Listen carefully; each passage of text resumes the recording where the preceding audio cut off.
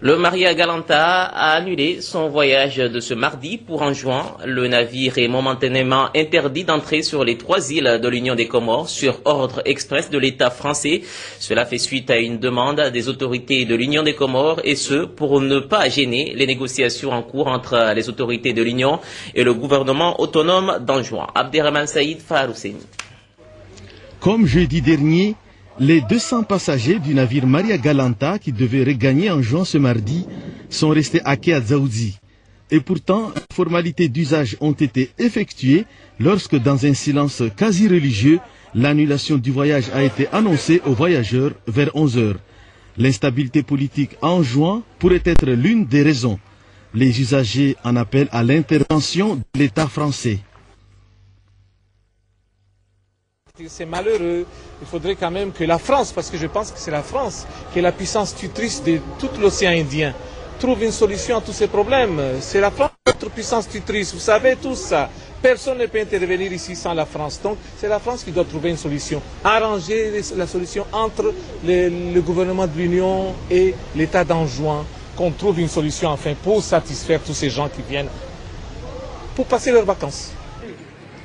Plusieurs passagers ont annulé leur voyage et retiré leurs bagages.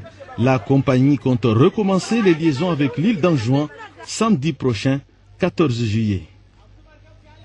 Et parmi les passagers du Maria Galanta de ce jour, la première dame d'Anjouan, Madame l'épouse du président anjouanais, Mohamed Bakar, est arrivée ce matin de métropole et devait regagner Anjouan par le Maria Galanta.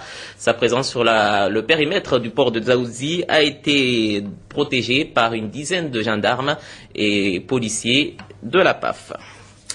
Revenons à présent sur la fête de l'indépendance des Comores. C'était le 6 juillet dernier, une fête célébrée par tous les Comoriens à l'exception de l'île d'Anjouan. Ahmed Ali Amir, Ibrahim Youssouf. Jamais fête d'indépendance n'aura été aussi terne, jamais l'armée nationale n'avait été autant conspuée par la foule que lors de cette parade militaire marquant le 32e anniversaire.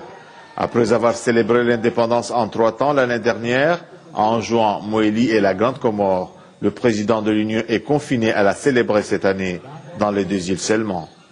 Le fait que le président de la République est interdit de se rendre dans son île d'origine, là cela implique bien que tous les efforts qui sont émis depuis les 10 dernières années n'ont pas abouti à une solution apaisante par rapport à la crise anjouanaise.